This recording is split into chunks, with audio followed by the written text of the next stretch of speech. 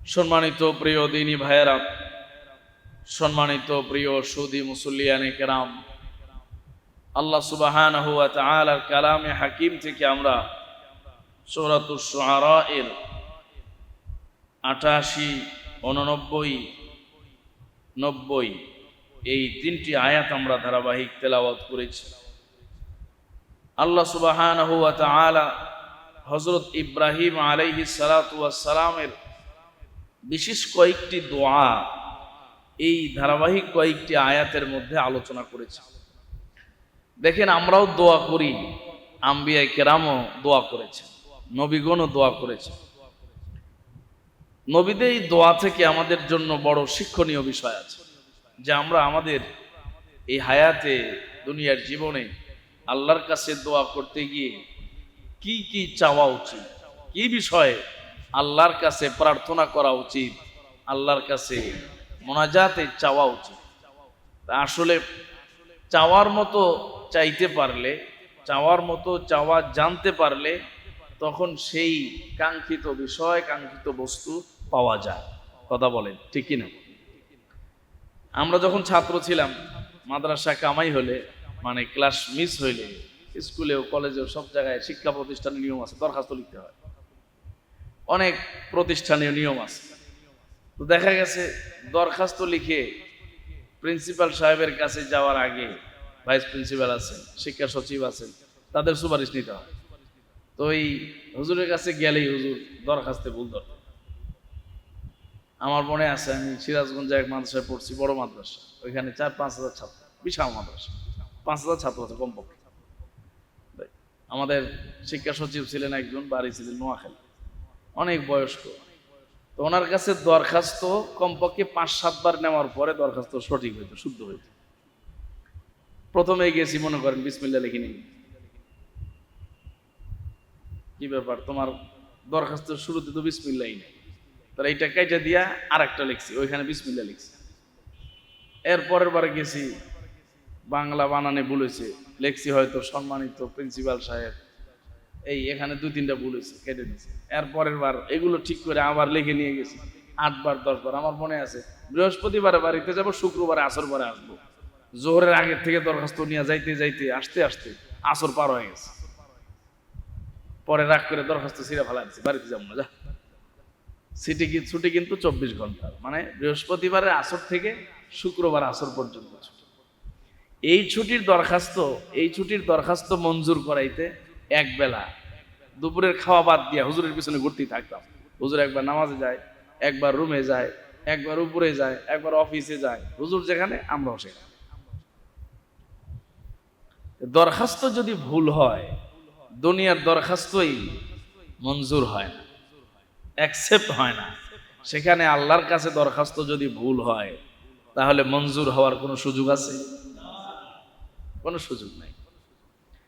এই জন্য আল্লাহ সুবহানাহু ওয়া তাআলার কাছে চাওয়াটাও শিখতে হবে। কিভাবে আল্লাহর কাছে চাইতে হয়, কি বিষয় আল্লাহর কাছে চাইতে হয়। আমরা দুনিয়া নিয়ে ব্যস্ত, দুনিয়ার চাওয়া খুব বুঝি। আর হাদিসে আসছে আল্লাহ সুবহানাহু ওয়া তাআলার কাছে এই আসমান জমিনের মাঝে যা সম্পদ আছে, এই সব সম্পদের মূল্য একটা মশার দানার চাইতেও কম। আল্লাহু আকবার।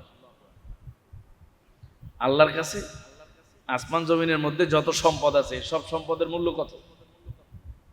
মাছি আছে না, মাছির তো একটা ডানা আছে, 2টা ডানা, 2 ডানা দিয়ে সে উড়ে।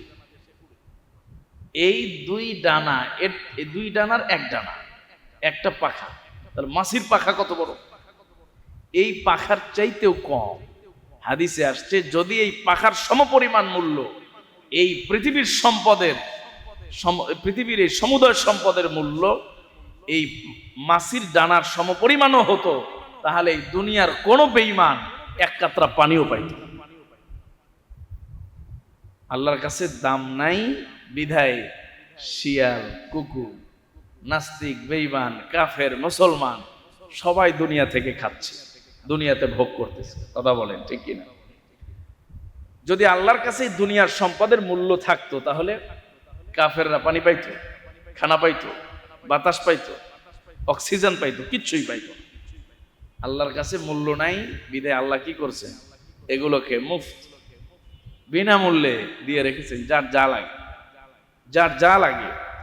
এই পাশে ফ্যান ট্যান ছেড়ে দিলে বন্ধ আছে, মাসুদ ভাই মহাজির সাহেব একটা কাজে, জরুরি কাজে পাঠাইছে না। বলছিলাম কি, যে আল্লাহ তাআলার কাছে কি নাই, কোনো মূল্য নাই, সম্পদের মূল্য নাই। যেটার মূল্য নাই ওইটা চাওয়া আমরা খুব ভালো বুঝি, ওইটা নেওয়া আমরা খুব বুঝি, কিন্তু যেটার মূল্য স্বয়ং আল্লাহর কাছেও আছে ওইটা আমরা চাইতেও জানি না, নিতেও জানি না। হযরত ইব্রাহিম আলাইহিস সালাতু ওয়াস সালাম তিনি জানতেন যে আল্লাহর কাছে কোন জিনিসের মূল্য বেশি, যেটার মূল্য বেশি সেটাই তিনি আল্লাহ পাকের কাছে চেয়েছেন। সুবহানাল্লাহ। আবার দুনিয়াও দরকার, এজন্য দোয়ার মধ্যে আল্লাহ তাআলা নিজেই শিখিয়ে দিয়েছেন, রব্বানা আতিনা ফিদ দুনিয়া হাসানাতান ওয়া ফিল আখিরাতি হাসানাতান ওয়া কিনা আযাবান। দুনিয়ার কল্যাণ, আখিরাতের কল্যাণ। তাহলে আখিরাতের কল্যাণের আগে দুনিয়ার কল্যাণের কথা বলা। তাহলে দুনিয়াও আমাদের দরকার। হ্যাঁ, দুনিয়া চাওয়া, দুনিয়া কি পরিমাণ চাওয়া, কিভাবে চাওয়া, আম্বিয়া কেরাম সেগুলো শিক্ষা দিয়েছে যে আল্লাহর কাছে দুনিয়ার প্রয়োজনগুলো কিভাবে উপস্থাপন করবে। হযরত ইব্রাহিম আলাইহিস সালাতু ওয়াস সালাম বলেন, ওয়ালা তুখজিনি ইয়াওমা ইউবআসুন ইয়াওমা লা ইয়ানফাউ মালু ওয়ালা বানুন ইল্লা মান আতাল্লাহা বিকলবিন সালিম।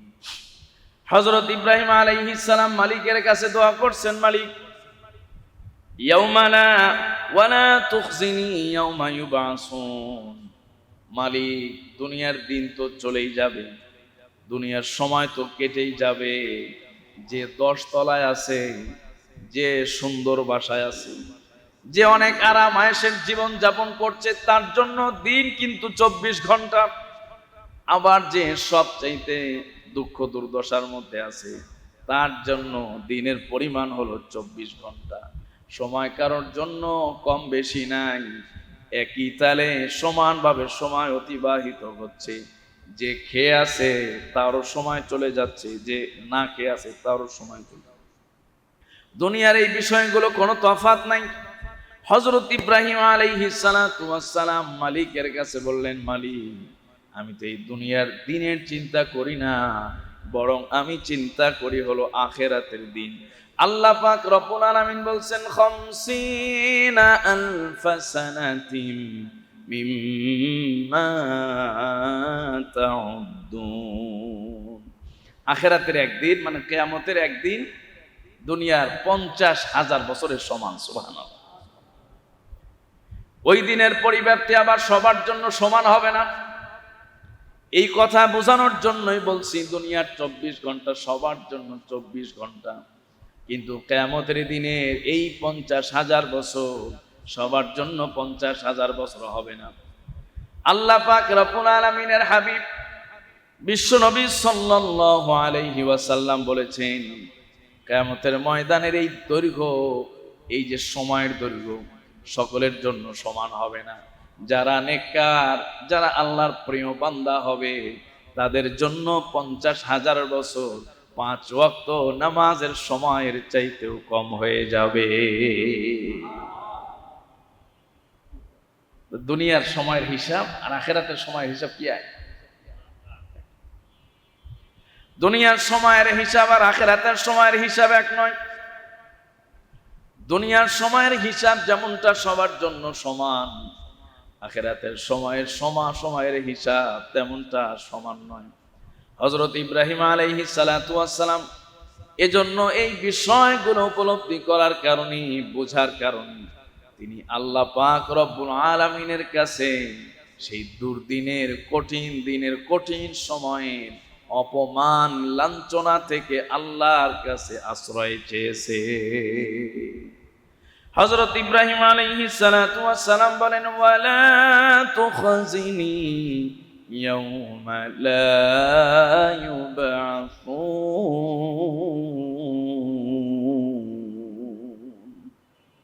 আল্লাহ পাক বলছেন, ওয়ালা তুখজিনি ইয়াউমা ইউবআসুন, আল্লাহ আপনি আমাকে ওই দিন লাঞ্ছিত করবেন না, অপমান করবেন না, যেদিন আমাদেরকে কিয়ামতের উদ্দেশ্যে, হিসাবের উদ্দেশ্যে উঠানো।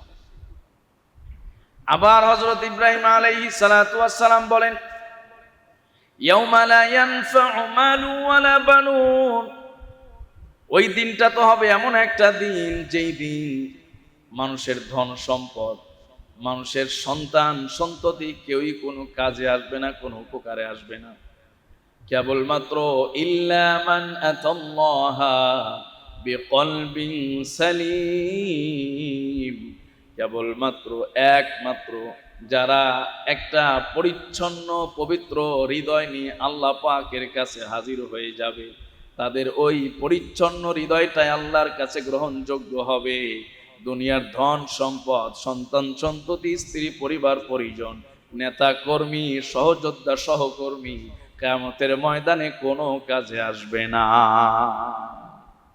হযরত ইব্রাহিম আলাইহিস সালাম আল্লাহর কাছে দোয়া করতেছেন, আল্লাহ ওই দিন যেদিন আমার কোনো ধন সম্পদ আমার কাজে আসবে না, ওই দিন যেদিন আমার সন্তানরা আমার কাজে আসবে না, সেদিন যেন আপনি আমাকে লাঞ্ছিত না করেন, সেদিন যেন আপনি আমাকে অপমানিত না করেন, সেদিন যেন আপনি আমাকে দুঃখ দুর্দশার কষ্টের মধ্যে না ফেলে দেন। নবী করিম সাল্লাল্লাহু আলাইহি ওয়াসাল্লামের একটা হাদিস, উল্লেখযোগ্য একটা হাদিস এসেছে, হযরত আবু হুরায়রা রাদিয়াল্লাহু তাআলা আনহু হাদিসটি বর্ণনা করেছেন।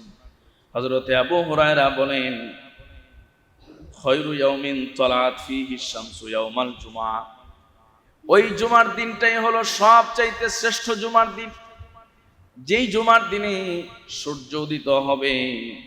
শুধু তাই নয়, ফীহি খুলিকা আদম, ওই দিনটাই তো শ্রেষ্ঠ, জুমার দিনটাই তো শ্রেষ্ঠ যেদিনে হযরত আদমকে সৃষ্টি করা হয়েছে।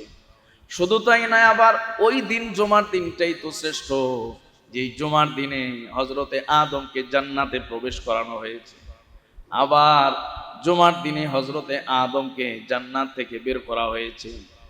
শত সহস্র বছর যাবত হযরতে আদম আলাইহিস সালাতু ওয়াস সালাম আর হাওয়া আলাইহিস সালাতু ওয়াস সালাম কান্না করেছেন, চোখের পানি ঝরিয়েছেন। ওই দিনটাই তো শ্রেষ্ঠ, ওই জুমার দিনটাই শ্রেষ্ঠ যেই জুমার দিনে হযরত আদম আলাইহিস সালাতু ওয়াস সালাম এবং হাওয়া আলাইহিস সালামের ফরিয়াদ আল্লাহ পাক কবুল করেছিলেন, মঞ্জুর করেছিলেন। সুবহানাল্লাহ। তাহলে কিয়ামত হবে কি? জুমার দিন। কিয়ামত হবে কি বারে? জুমার দিন, ইয়াউমুল জুমআ। নবীজি সাল্লাল্লাহু আলাইহি সাল্লাম আরো বলতেছেন, আমা মিন দাব্বাতিন ওয়া হিয়া মুসিখাতুন ইয়াউমাল জুমআ, এমন এক জুমার দিন আসবে যেই জুমার দিন জিন আর ইনসান, মানুষ আর জিন জাতি ব্যতীত সমস্ত মাখলুকাত চিৎকার করতে থাকবে, আওয়াজ করতে থাকবে। এরপরে ওয়া ফীহি সাআতান লা ইউসাদিফুহা আব্দুন মুসলিমুন ওয়া হুয়া ইউসাল্লি ইয়াসআলুল্লাহা হাজাতান ইল্লা আ'তাহু ইয়াহা। নবী করিম সাল্লাল্লাহু আলাইহি সাল্লাম বলছেন, শোনো, এই যে দুনিয়া, এই যে জুমার দিন, এই জুমার দিনে আল্লাহ পাক এতগুলো বিষয় সংগঠিত করেছেন, আর এই জুমার দিনে একটা বড় বিষয় এখনো সংগঠিত করা বাকি আছে, সেটি হলো কিয়ামত। হযরত ইব্রাহিম আলাইহিস সালাতু ওয়াস সালাম সেই কিয়ামতটাকে ভয় করতেন, সেই কিয়ামতের দিবসটাকে ভয় করতেন। এই হাদিসে কিয়ামতের একটা বিভীষিকার বর্ণনা এসেছে, জিন আর ইনসান ব্যতীত ওই জুমার দিন, যেই জুমার দিনে কিয়ামত সংগঠিত হবে, সূর্য উদিত হওয়ার পর থেকে নিয়ে সমস্ত মাখলুকগুলো চিৎকার করতে থাকবে, গগন বিদারী আওয়াজে মনে হয় কেমন যেন বুকটা ফেটে যাবে। সন্ধ্যা পর্যন্ত চিৎকার করতে থাকবে, সন্ধ্যা পর্যন্ত চিল্লাইতে থাকবে, আওয়াজ করতে থাকবে। আল্লাহ পাক রব্বুল আলামিন এমন এক বিকট দিনে, এমন এক কঠিন সময়ে কিয়ামত সংগঠিত করবে। সুবহানাল্লাহ। নবী করিম সাল্লাল্লাহু আলাইহি ওয়াসাল্লাম বলছেন যে ওই জুমার দিন, যেই জুমার দিনে কিয়ামত হবে, ওই জুমার দিন আসার আগেই তো তোমাদের হাজার হাজার জুমার দিন আসবে, শত শত জুমার দিন আসবে। একজন মানুষ তার জীবনে কত জুমার দিন পায়, এই জুমার দিনে সাআতুন, এমন এক মুহূর্ত আছে, এমন এক সময় আছে, ওই সময় বান্দা আল্লাহর কাছে যা প্রার্থনা করবে আল্লাহ পাক তাই কবুল করবেন। সুবহানাল্লাহ। হাদিসের কিতাবের মধ্যে পাওয়া যায় অসংখ্য উলামায়ে কেরামের সম্পর্কে মতামত ব্যক্ত করেছেন। উলামায়ে কেরাম বলেছেন সেই সময়টা কোন সময়, যেই সময় আল্লাহ পাক রব্বুল আলামিনের কাছে জুমার দিনের যেই সময়টাতে আল্লাহর কাছে গোলাম দুহাত তুলে যা চাবে আল্লাহ পাক তাই দিয়ে দিবেন, দোয়া মঞ্জুর হয়ে যাবে।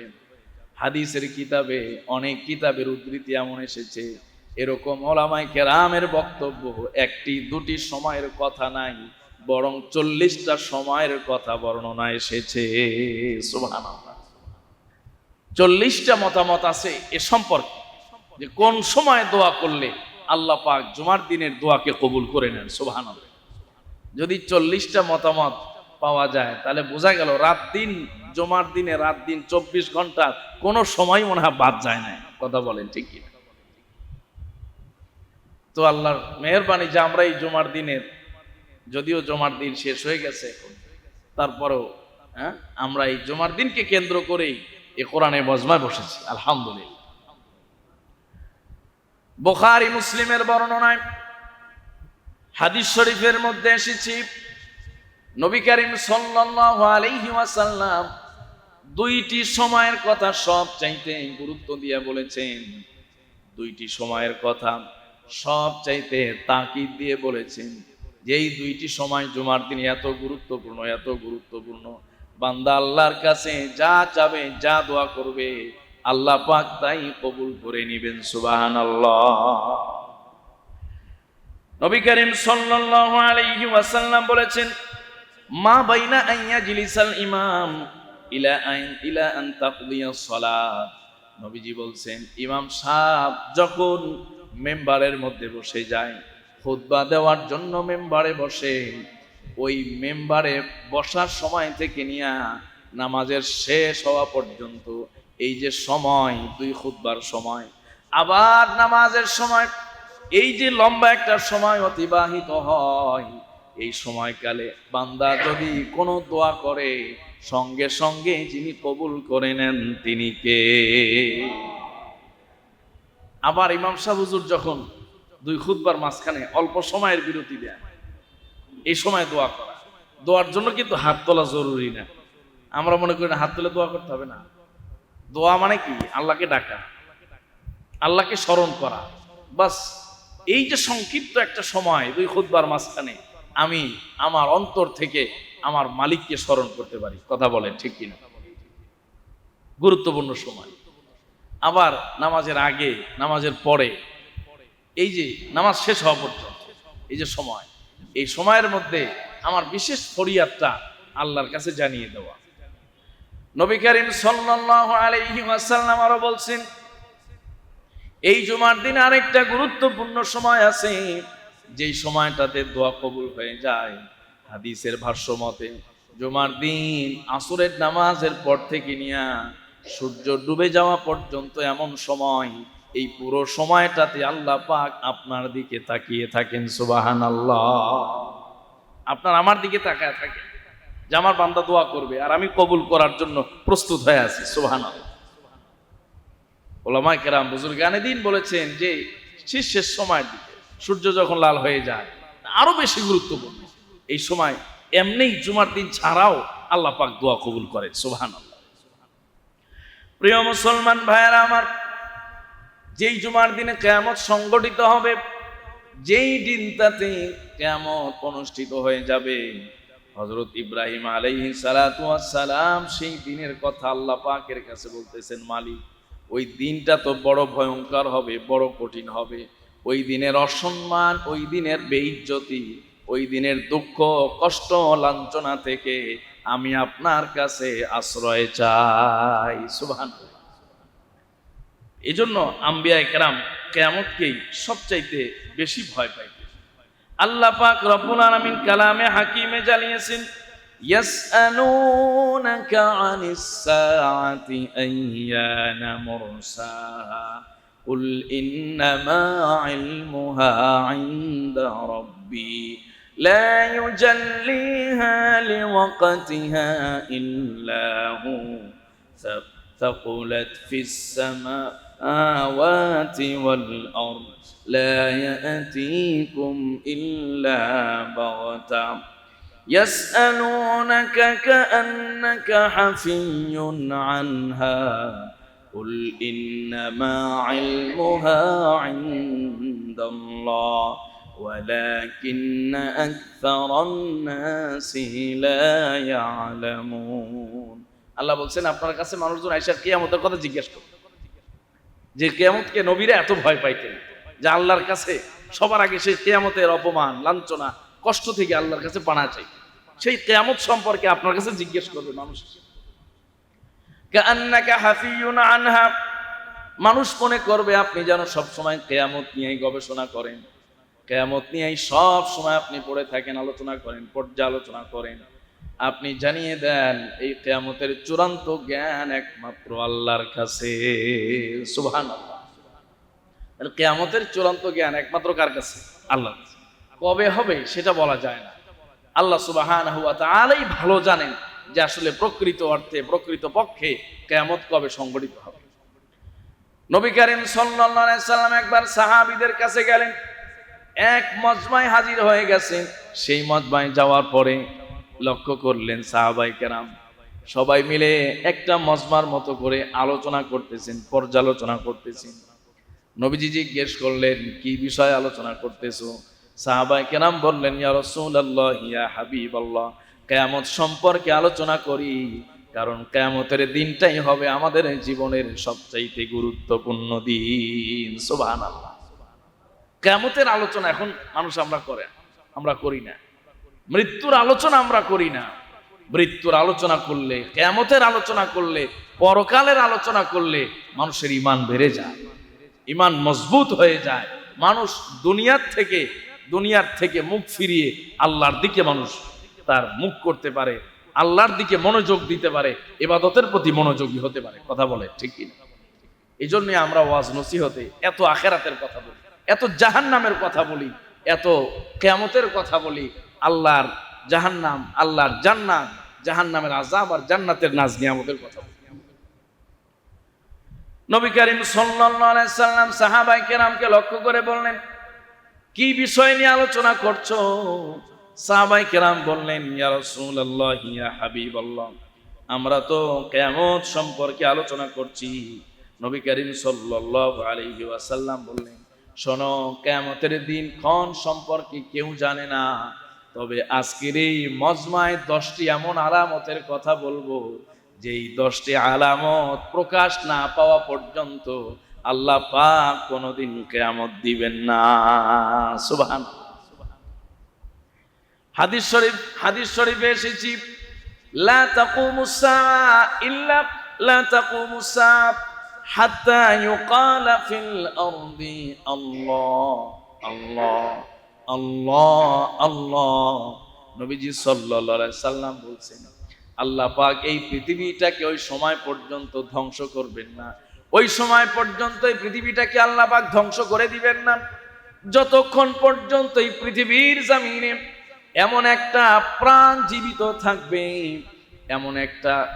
জীবিত থাকবে দুনিয়ায় অস্তিত্বে থাকবে যেই প্রাণ যেই রূহ থেকে যেই জবান থেকে আল্লাহ আল্লাহ উচ্চারিত হবে ততদিন পর্যন্ত কিয়ামত সংঘটিত হবে না সুবহানাল্লাহ এজন্য উলামায়ে কেরাম বলেন এই হাদিস থেকে প্রমাণ পাওয়া যায় কোরআনের অসংখ্য আয়াত থেকে প্রমাণ পাওয়া যায় এই দুনিয়াতে যত সম্পদ আছে ওই সম্পদের দাম মশা মাছির দানার চাইতেও কম হলেও একজন ঈমানদারের দাম আসমান জমিনের চাইতে বেশি আল্লাহু আকবার ঈমানদারের দাম আসমান জমিন কারণ এই আসমান আর জমিনটাকে আল্লাহ পাক রব্বুল আলামিন একজন ঈমানদারের জন্যই ঠিক রাখবেন আওয়াজ করে পড়েন সুবহানাল্লাহ আসমান জমিনের মধ্যে যা কিছু আছে বৃক্ষ তরুলতা গাছপালা চন্দ্র সূর্য এই যে দুনিয়ার যত নাজ নিয়ামত আছে আল্লাহর যত মাখলুক আছে একজন মানুষকে বেঁচে থাকতে হলেও সেই জিনিসগুলা লাগবে আবার কোটি কোটি মানুষ জীবিত থাকতে হলেও সেই জিনিসগুলা লাগবে ঠিক কি না সূর্য একজন মানুষ বেঁচে থাকতে তো সূর্য লাগবে চন্দ্র, একজন মানুষ বেঁচে থাকতেও তো চন্দ্র লাগবে। বাতাস, একজন মানুষ বেঁচে থাকতেও তো কি লাগবে? বাতাস লাগবে। আল্লাহ সুবহানাহু ওয়া তাআলার কাছে একজন ইমানদারের এত দাম, একজন ইমানদারের এত মূল্য, এত মূল্য। আসমান জমিন এবং এর মধ্যে যা সম্পদ আছে, যা নিয়ামত আছে, যা সৃষ্টি আছে, যা মাখলুক আছে, সব সৃষ্টির চাইতে, সব মাখলুকের চাইতে একজন ইমানদারের দাম আল্লাহর কাছে সব চাইতে বেশি। সুবহানাল্লাহ। এই জন্য দুনিয়াটা টিকে আছে ইমানদারদের জন্য। এই যে আমরা আসার পরে মাত্র কয়েকজন মানুষ বসছি, মনে মনে মাঝে মধ্যে আপনাদের হয়তো চিন্তা হইতে পারে যে কি মাঝে মধ্যে কম হয়ে যায়, বেশি হয়ে যায়। কিন্তু এই বাজারে, এই এলাকায় যত মানুষ আছে, এদের চাইতে এই শিরজেমাতুন কালিল, সামান্য এই কয়েকজন সদস্যের দাম আল্লাহর কাছে সবচাইতে বেশি। কারণ এই জবান দিয়ে আল্লাহর জিকির হচ্ছে। কথা বলেন ঠিক কিনা? এই জবান দিয়ে কি হচ্ছে? আল্লাহর জিকির হচ্ছে। চিন্তা করেন না, একজন মানুষ এমন যে মানুষটা আল্লাহর নাম উচ্চারণ করে, তার জন্য আসমান জমিন ঠিক থাকবে। এখানে যারা আছে, হাজারো গুনাহ আমাদের থাক, এই জবানটা দিয়ে তো আমরা মাঝে মধ্যে আল্লাহর নাম নিচ্ছি। কথা বলেন ঠিক কিনা? এই জন্য ইমানদারের কোনো লস নাই। আল্লাহু আকবার। ইমানদারের কোনো লস নাই, ইমানদারের কোনো ক্ষতি নাই, ইমানদারের এমন কোনো প্রজেক্ট নাই যেখানে লস হয়ে যায়। ইমানদারের কোনো লস নাই, ইমানদারের কোনো ক্ষতি নেই। ইমানদার এই দুনিয়াতে জীবিত থাকলেই শুধু লাভ, লাভ আর শুধু লাভ হয়ে যায়। সুবহানাল্লাহ। দুনিয়াদারদের লাভ লসের হিসাব আছে। ইমানদার একটা শ্বাস ফেলার সুযোগ পেলেই, একবার সুবহানাল্লাহ বলার সুযোগ পেলেই জান্নাতে তার জন্য গাছ তৈরি হয়ে যায়। সুবহানাল্লাহ।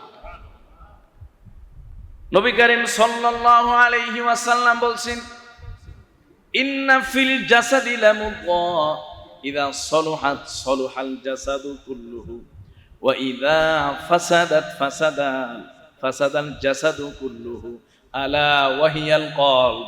নবীজি বলছেন, শোনো, প্রত্যেকটা এই যে বডি আছে, দেহ আছে, প্রত্যেকটা বডির মধ্যে একটা করে অংশ আছে, গোশতের টুকরা আছে। এই গোশতের টুকরাটাই হলো সবচাইতে গুরুত্বপূর্ণ। এই গোশতের টুকরাটা, মাংসের টুকরাটাই হলো সবচাইতে গুরুত্বপূর্ণ। মানুষ যখন তার এই গোশতের টুকরা, মাংসের টুকরাটাকে পরিশুদ্ধ করতে পারে, পবিত্র বানাইতে পারে, মানুষের পুরা দেহ, পুরা বডিটাই পবিত্র হয়ে যায়। সুবহানাল্লাহ। আবার যখন মানুষের এই গুরুত্বপূর্ণ মাংসের টুকরাটাই যদি ওয়াকেজ হয়ে যায়, নষ্ট হয়ে যায়, তাহলে মানুষের পুরা বডির কোনো মূল্য থাকে না, দাম থাকে না। আল্লাহ পাক রব্বুল আলামিনের হাবিব বলেছেন, মানুষের পুরা শরীরটাই ওয়াকেজ হয়ে যায়। হযরত ইব্রাহিম আলাইহিস সালাম বলছেন যে কিয়ামতের ময়দানে দুনিয়ার ধন সম্পদের কোনো দাম নাই, সন্তান সন্ততি কেউ কোনো উপকার করতে পারবে না। ইল্লা মান আতাল্লাহা বিকলবিন সালিম, তবে কেবলমাত্র প্রশান্ত হৃদয়, কেবলমাত্র পবিত্র হৃদয়, এই কলবটা নিয়ে যদি বান্দা হাজির হয়ে যায়, ওই বান্দার জন্য আল্লাহর পক্ষ থেকে জান্নাতের ফয়সালা হয়ে যাবে। সুবহানাল্লাহ। প্রিয় মুসলমান ভাইয়েরা আমার, নবী করিম সাল্লাল্লাহু আলাইহি ওয়াসাল্লাম সাহাবায়ে কেরামকে বললেন, শোনো, কিয়ামত তো এমনি এমনি আসবে না, হঠাৎ কোনো একদিন আসবে না। এই কিয়ামতের আগে আল্লাহ পাক ভূমিকা হিসাবে 10টি বড় বড় বিষয় ঘটাবেন, 10টি আলামত প্রকাশ করবেন। এই 10টি আলামত প্রকাশিত হওয়ার পরে আল্লাহ পাক কিয়ামত সংগঠিত করবেন। সুবহানাল্লাহ। নবীজি জানিয়ে দিলেন, 1 নাম্বার আলামত হলো পূর্ব দিক হতে একটা ধোঁয়া শুরু হয়ে যাবে। পূর্ব দিগন্ত থেকে ধোঁয়া উঠবে। আগুন প্রজ্বলিত হলে যেমন ধোঁয়া শুরু হয়ে যায়, এই ধোঁয়া এত বিস্তারিত হবে, এত মারাত্মক আকার ধারণ করবে। পূর্ব দিক থেকে 40 দিনে ধোঁয়া প্রবাহিত হবে পশ্চিম দিক পর্যন্ত। 40 দিনে পূর্ব পশ্চিম একাকার হয়ে যাবে। সুবহানাল্লাহ। ধোঁয়া কি খুব আরামের জিনিস? ধোঁয়া সহ্য করা যায় না। ধোঁয়া চোখে মুখে এমন ভাবে জ্বালা পড়া শুরু করে দেয়, মানুষ শ্বাস ফেলতে পারে না। কথা বলে ঠিক কি? কিয়ামতের পূর্বাভাস, কিয়ামতের যে আলামত, তার মধ্যে একটা গুরুত্বপূর্ণ আলামত হলো যে কিয়ামতের আগে পূর্ব দিক থেকে ধোঁয়া শুরু হবে, ধোঁয়া ওড়া শুরু হবে, পশ্চিম দিকে চলে যাবে, লাগাতার 40 দিন এভাবে থাকবে। আপনি চিন্তা করেন 40 দিন যদি ধোঁয়ার মধ্যে থাকতে হয়, তো কিয়ামত তো ওই দিনই শুরু হয়ে গেছে, ওই মুহূর্তে শুরু হয়ে গেছে। কথা কোন ঠিক? নবীজি বলছেন শুধু তাই নয়, এরপরে দাজ্জালের আবির্ভাব হবে। দাজ্জালের ফিতনার মধ্যে যে আমরা পড়ে যাচ্ছি, অটোমেটিক দাজ্জালি কার্যক্রম শুরু হয়ে গেছে। দাজ্জালি অনেক ফিতনা, দাজ্জালের অনেক ফিতনা আমাদের আশপাশে ঘোরাঘুরি করতেছে। নবীজি বলছেন দাজ্জাল আসবে, দাজ্জালকে আল্লাহ পাক এমন পাওয়ার দিবেন, এমন শক্তি দিবেন, এক হাতে জান্নাত আর এক হাতে জাহান্নাম থাকবে। বান্দার ঈমান রাখাটা বড় কঠিন হয়ে যাবে। হাদিস শরীফের মধ্যে আসছে, বান্দা হাতের উপরে আগুনের অঙ্গার রাখাটাও সহজ হবে, কিন্তু ঈমান রাখাটা এত সহজ হবে না। কিয়ামত তো হবেই, কিয়ামত তো হবেই, কিন্তু ওই কিয়ামতের ভয়াবহতার সময় যেন আমাদেরকে আল্লাহ পাক পরীক্ষায় না ফেলেন। কথা বলেন ঠিক কিনা? এটাও আল্লাহর কাছে দোয়া করা, যে ওই কঠিন সময় যদি আমরা ঈমানটাকে ঠিক করে না রাখতে পারি। কথা বলেন ঠিক কিনা? আল্লাহ সুবহানাহু ওয়া তাআলা বলেন, তার হাবিব জানিয়েছেন দাব্বাতুল আরদ, এই জমিনে চতুষ্পদ এক ধরনের প্রাণীর আবির্ভাব হবে, যাদেরকে দাব্বাতুল আরদ বলা হয়। আল্লাহ পাক সূরা কাহাফে বলছেন ইয়ামুজু কামাউজিল বাহারি, সমুদ্রের তরঙ্গের মতো আসবে, এত বেশি হবে, এত বেশি হবে, যেখান দিয়ে যাবে পুরা এলাকা ধ্বংস করে ফেলবে। আল্লাহ সুবহানাহু ওয়া তাআলা হাবিব বলছেন পশ্চিম আকাশ হতে সূর্য উদিত হবে। আজকে পূর্ব দিক থেকে হয়, সেদিন হবে পশ্চিম দিক। হযরত ঈসা আলাইহিস সালাতু ওয়াস সালাম বাইতুল মুকাদ্দাস, ফিলিস্তিনের বাইতুল মুকাদ্দাসে অবতরণ করবেন। আল্লাহু আকবার। হযরত ঈসা আলাইহিস সালাতু ওয়াস সালাম আসবেন শেষ জামানায়। হযরত ঈসা আলাইহিস সালাতু ওয়াস সালাম আসার পরে নবী করিম সাল্লাল্লাহু আলাইহি ওয়াসাল্লামের এই শরীয়তের উপরে আমল করবেন। সুবহানাল্লাহ। এমন শরীয়ত আর এমন জীবন ব্যবস্থা আমাদেরকে আল্লাহ পাক রব্বুল আলামিন দান করেছেন। অন্যান্য নবীগণ এই দিন পাওয়ার জন্য আল্লাহর কাছে দরখাস্ত করেছেন। সুবহানাল্লাহ। আর কি মুসলমান হইলাম, এই আল্লাহর দিন আমাদের পছন্দ না, এই দিন আমাদের পছন্দ না, আমরা এখন আমেরিকার দিন নিয়ে পাগল হয়ে আছি। কথা কোন ঠিক কিনা? যেই দিন পাওয়ার জন্য, যেই দিন মানার জন্য, যেই দিনের অনুসারী হওয়ার জন্য স্বয়ং নবীগণ পর্যন্ত আল্লাহর কাছে দরখাস্ত। 6 নাম্বার ইয়াজুজ মাজুজ আসবে, ইয়াজুজ মাজুজ। 7 নাম্বার এবং ভূমিধস শুরু হয়ে যাবে। 8ম নাম্বারেও ভূমিধস, মানে পৃথিবীর পূর্ব এবং পশ্চিম উভয় অঞ্চলে ভূমিধস শুরু হবে। ভূমিধস আমাদের দেশে আছে না নাই? হঠাৎ দেখবেন এক জায়গায় জমিন তলায় গেছে, 100 ফুট গভীরে চলে গেছে, 200 ফুট গভীরে চলে গেছে। এগুলো কিয়ামতের ক্ষুদ্র ক্ষুদ্র ছোট ছোট আলাপ। আরব উপদ্বীপে ভূমিধস, পশ্চিমে ভূমিধস, তাহলে পূর্ব পশ্চিম এবং আরব উপদ্বীপে ভূমিধস।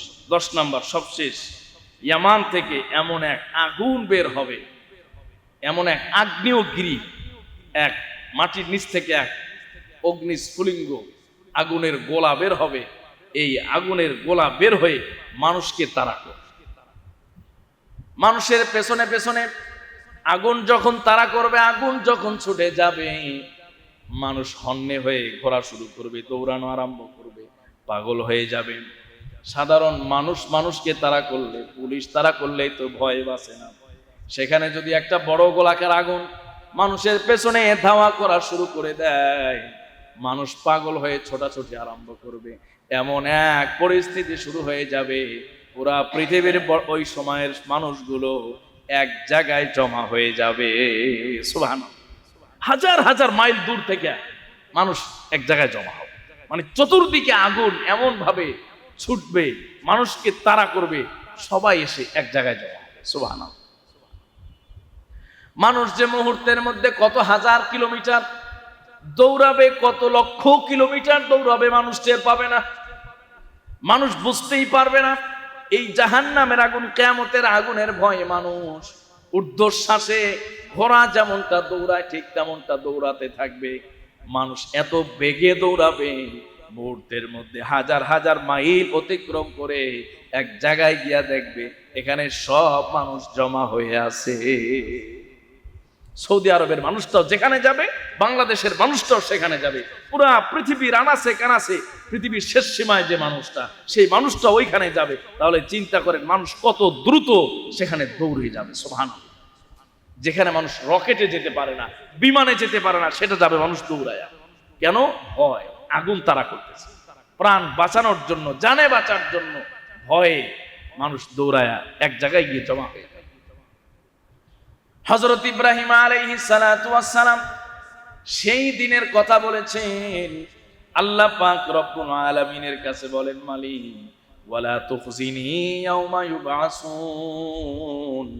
আল্লাহ পাক রব্বুল আলামিনকে বলেন, মালিক ওই দিন আমাকে লাঞ্ছিত করবেন না, অপমানিত করবেন না, যেদিন আমাদেরকে উঠানো হবে। আর যেই দিন দুনিয়ার ধন সম্পদ কাজে আসবে না, সন্তান সন্ততি কাজে আসবে না, কেবলমাত্র প্রশান্ত হৃদয়, একমাত্র ওই হৃদয় যেই হৃদয়ের মধ্যে মানুষ আল্লাহ পাক রব্বুল আলামিনকে জায়গা দিয়েছে। সুবহানাল্লাহ। এই কলবে সালিমের কি ব্যাখ্যা? কলবে সালিম, আল্লাহ কলবে সালিমের কথা বলছে। কলবে সালিমের ব্যাখ্যা উলামায়ে কেরাম বলেছেন, যেই হৃদয়ে, মানে খুব সংক্ষিপ্ত আকারে যদি বুঝাই, যেই হৃদয়ে গায়রুল্লাহ নাই। আওয়াজ করে পড়েন সুবহানাল্লাহ। গায়রুল্লাহ মানে আল্লাহ ছাড়া আর কিছু নেই। বিবির মহাব্বত নাই, সন্তানের মহাব্বত নাই, দুনিয়ার মহাব্বত নাই, মাল দৌলতের মহাব্বত নাই, পদ পদবীর মহাব্বত নাই, ইমামতির মহাব্বত নাই, খতিবগিরির মহাব্বত নাই, চাকরির মহাব্বত নাই, দুনিয়ার যত আসবাব আছে কোনো কিছুর মহাব্বত নাই। কেবলমাত্র ওই হৃদয়ের মধ্যে মহাব্বত আছে কার? যেই হৃদয়ে আল্লাহর মহাব্বত আছে, আল্লাহ আছে, বাস। আল্লাহ ছাড়া আর কিচ্ছু নাই। যেই হৃদয় কি আল্লাহ ছাড়া আর কিচ্ছু নাই। আল্লাহ ছাড়া কিছু থাকাটাই হলো শিরক। এটা আল্লাহ সহ্য করে না। দুনিয়ার মানুষ, আপনার বিবি, আমার বিবি, কারোর বিবি সহ্য করবে না যে হৃদয়ের মধ্যে আমি একমাত্র বিবি ছাড়া আরেকজনকে একটু জায়গা দেয়। কথা বলেন ঠিক কিনা? যদি গিয়া বাসায় কোন যে তোমারও মহব্বত করি, আবার অমুক এলাকার একটা মহিলা দেখলাম তারাও একটু ভালো লাগে, আজকে রাত বাসায় থাকার সুযোগ থাকবে না। কথা বলেন ঠিক কিনা? বাসায় থাকার সুযোগ থাকবে না। মানে ইমাম সাহেব, মুসল্লি কেউই বাসায় থাকতে পারবে না। এই জায়গায় খুব সিরিয়াস। তা আপনার বিবি, আমার বিবি যদি তার ভালোবাসার জায়গায় আরেকজনকে জায়গা না দিতে পারে, তাহলে দোজাহানের মালিক কিভাবে আপনার অন্তরে অন্য কোনো কিছুর মহব্বত সহ্য করতে পারে? কথা বলেন ঠিক কি? প্রিয় ভাইরা, এই জন্য সময় সংক্ষিপ্ত।